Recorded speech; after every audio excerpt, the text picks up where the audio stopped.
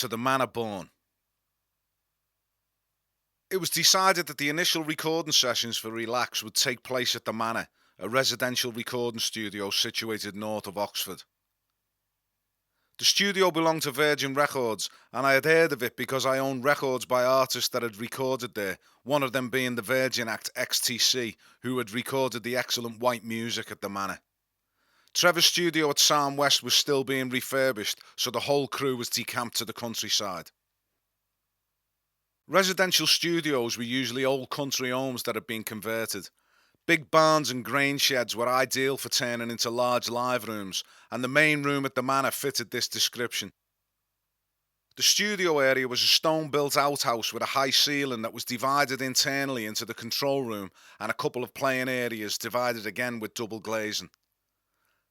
I appreciate there may be some listening to this that have never set foot in a recording studio, but they all have very similar characteristics, so I'll give you a brief outline of the standard layout. Musicians and studio veterans can skip this bit. Recording studios are usually made up of two rooms. The main room is called the control room and houses the mixing desk. This is the room where the listening is done.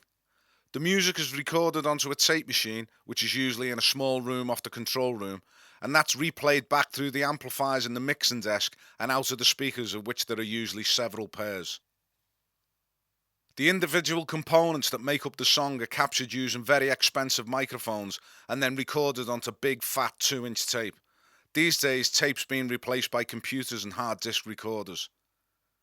These tape machines were 24 track, which means they have the capacity to record 24 separate parts simultaneously. Bigger, more expensive studios would have the capacity to record 48 separate parts by synchronizing two machines together. All the parts are recorded and then the tape is played back and the engineer can listen to all the component parts and balance them together in the mix. So, when you watch classic albums and you see George Martin sitting at the mixing desk with his fingers over 8 faders, that's because the machine it was recorded onto was an 8-track and the songs on the album were all made from 8 component parts. Sometimes 2 parts would be bounced together onto one track to free up another.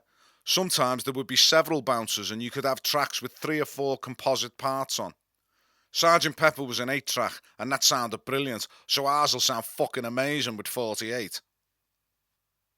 The other room is the live room, and this is where most of the playing is done. So for example, Pedmark and I go into the live room and the engineer's assistant, or tape op, would set up the microphones on the individual instruments. The bass drum has its own microphone and goes inside the drum or just in front of the drum. The snare will have its own microphone placed to the side of the skin that's hit with the stick. Sometimes a microphone's put underneath the snare drum to get a different sound and capture more of the rattle from the snare.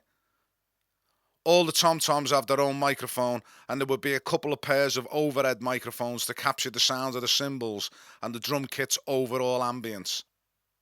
There may even be a pair of room microphones which would be placed further away to get the sound of the room and a different ambience.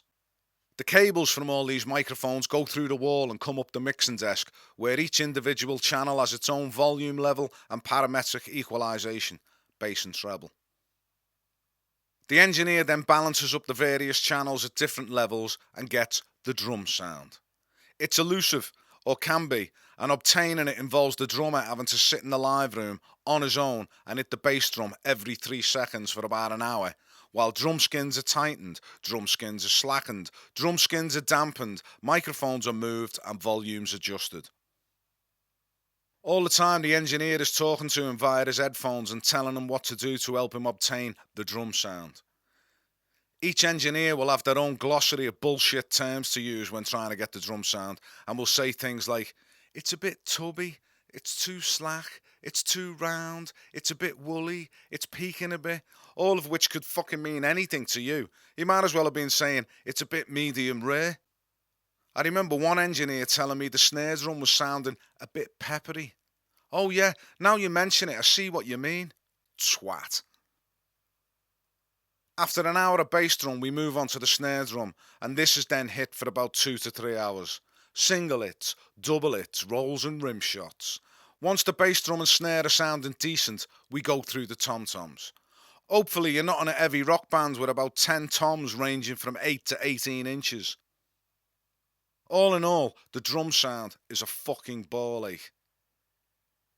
Our first day in the manor was spent on the drum sound, so Mark and I played snooker on the full-size table, swam in the modest pool, played table tennis and sat in the sunshine with Holly and Paul while Ped drove himself crackers. The next day, Mark and I are in. The bass is plugged in and sounds boss, sounds just like Mark, so next up, guitar.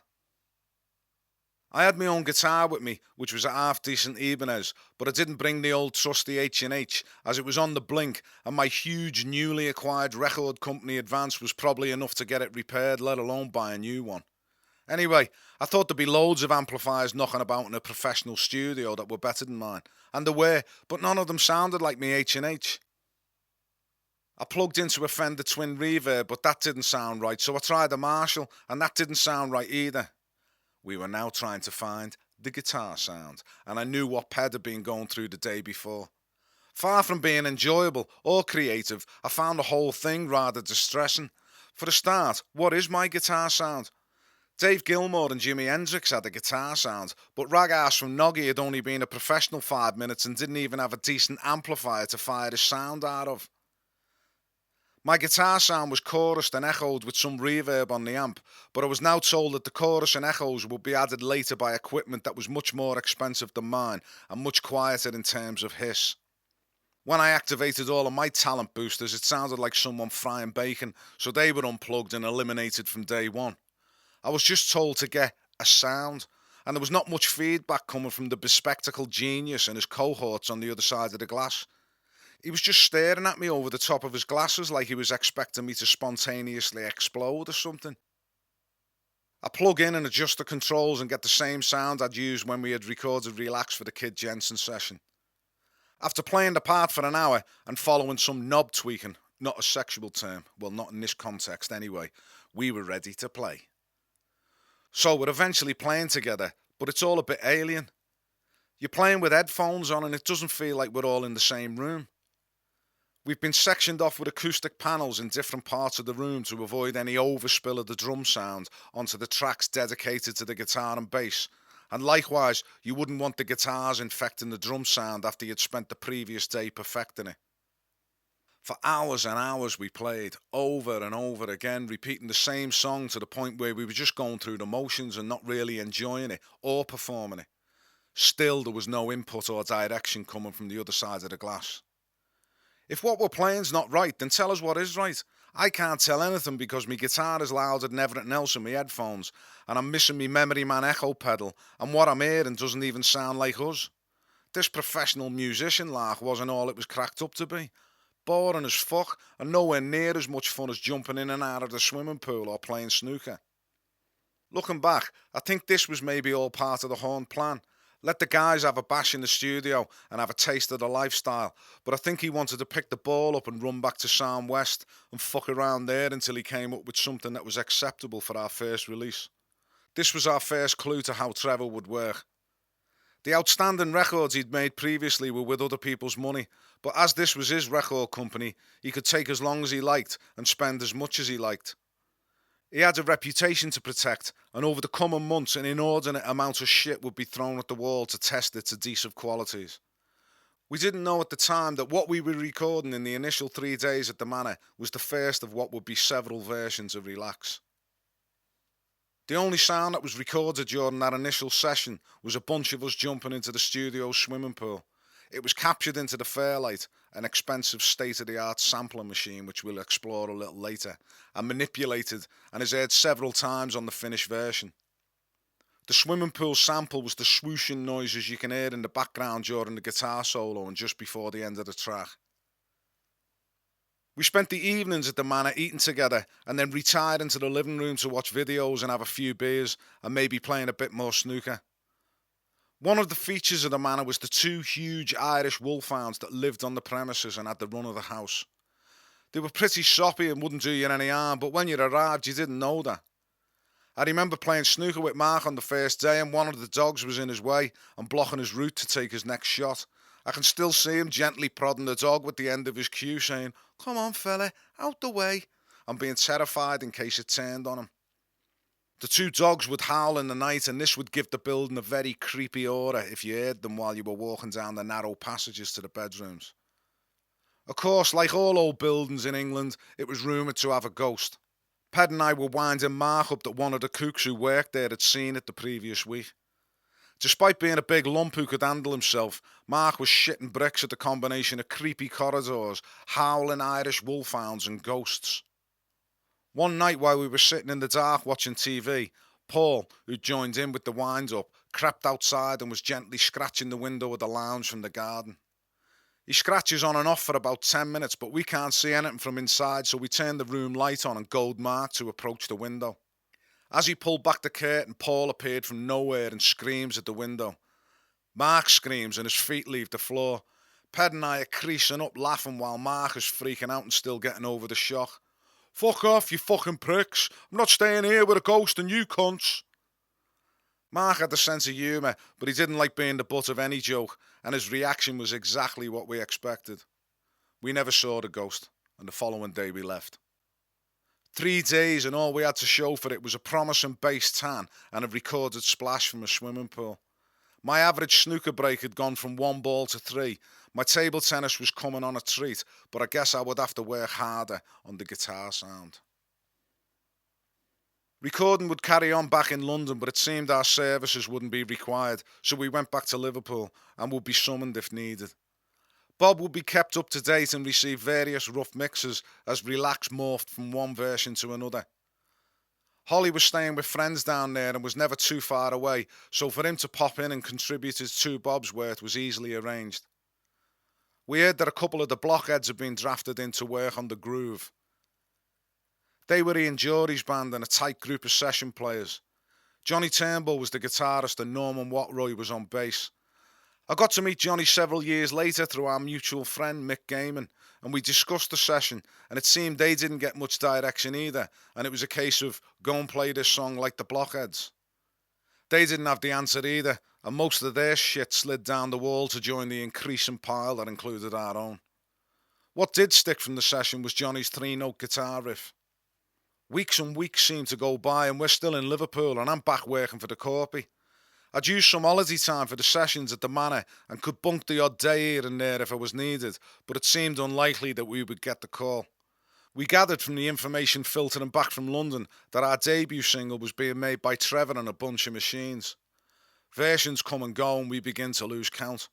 By this point, Ped, Mark and I were feeling well left out of the loop, and I'd heard whispers that we might be getting squeezed out and Frankie was to be a band with 2 singers and nobody else. Eventually we heard it's finished and Bob Johnson is beating his Jaguar up the motorway with a cassette containing a mix for us to listen to. Apparently Trevor had pulled the faders down on the latest version and a newer version was busked with JJ jamming on the Fairlight sequencer and Steve Lipson's guitar repeating and embellishing on Johnny Turnbull's 3-note riff from the Blockheads version. The new parts were recorded very quickly and it was mixed the same night. Bob drove into the city centre and parked up on Hanover Street, and the 3 of us met him. He pushed in the cassette and turned up the volume. Wow. It sounded exactly like the record we thought Trevor would make. Any thoughts about record contracts, publishing contracts and percentages were blown away with us. Fuck me, that's our song. Well, Holly, Mark and Ped's song technically speaking, but ours all the same. We were absolutely stunned. I remember Bob turning around from the driver's seat towards the end of that first spin and looking at me in the back seat to gauge my reaction. His face was aglow and he was smiling softly. Bob was always a pretty quiet and mellow guy, and I don't recall him ever raising his voice or throwing a fit during the tenure of his management, despite having good reason at times. It just wasn't his way. The look on his face in that instant just said, "That's my fucking boys." But not in a Colonel Tom Parker, I can make a shitload of money out of this. He had more the look of a proud father seeing his good nurturing paying off.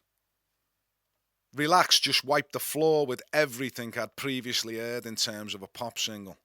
It was a hit all day long, 24-carat gold-plated hit. Right out of the shops to top of the pops.